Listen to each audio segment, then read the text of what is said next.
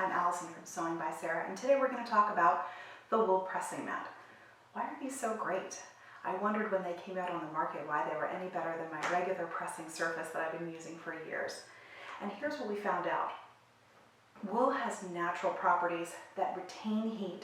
It doesn't burn, it doesn't scorch, it won't ruin your iron if you happen to leave it on there for a little bit too long. And what's really nice about it is because it retains heat, it irons both sides of your fabric at one time. So the heat transfers into the mat, and therefore you don't have to keep flipping your item over to get the best press. The other options that you can use with this wool pressing mat is to not actually to use steam. You don't need as much heat in order to get the effectiveness. It takes a lot less effort. If you do use steam, sometimes you can get a little bit of condensation on the bottom, and you should put it on a surface knowing that that's what's going to happen.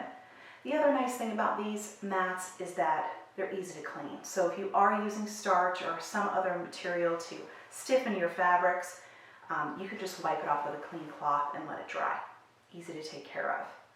So let's talk a little bit about some of the other uses that you'd have for this wool pressing mat. What's really nice about it being 100% felted wool is that it has a surface that doesn't move your items around, so that you have no slippage. So if I'm ironing this cute little ear for my masks, it holds it onto the surface for me, so I don't need pins.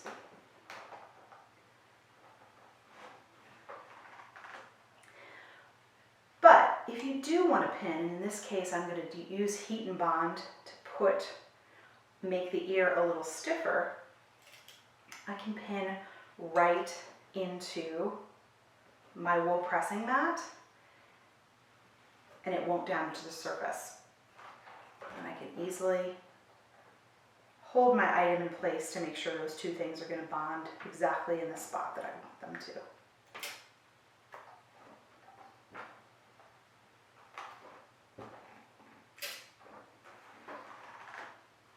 Nice and flat.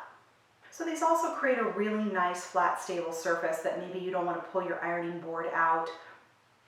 There's two sizes. We have a 12 by 18, which is this one, and a 14 by 14.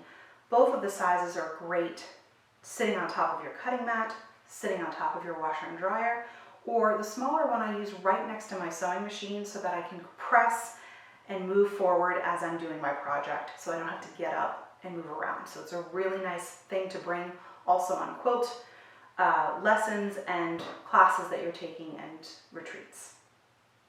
Let's do a little comparison of our tried and true pressing surface and our wool pressing mat. So here I have... Okay, so let's compare our two pressing materials. This is a wool pressing mat, and this is a quilter's cut and press. As you can see, I'm using pretty wrinkled pieces of fabric. So let's start out with our quilter's press.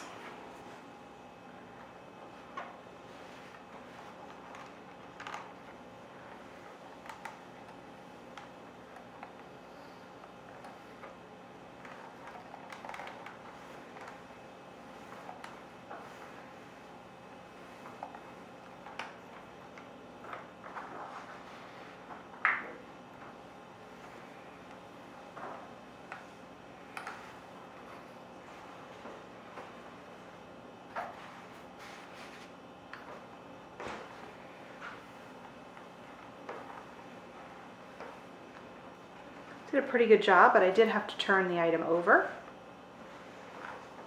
And now with our wool pressing mat,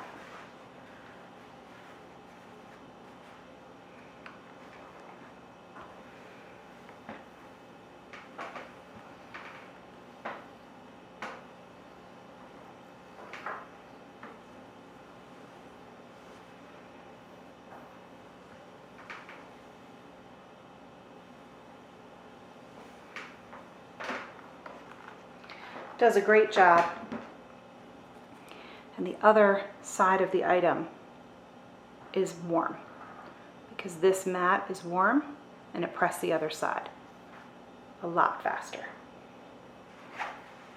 Better results.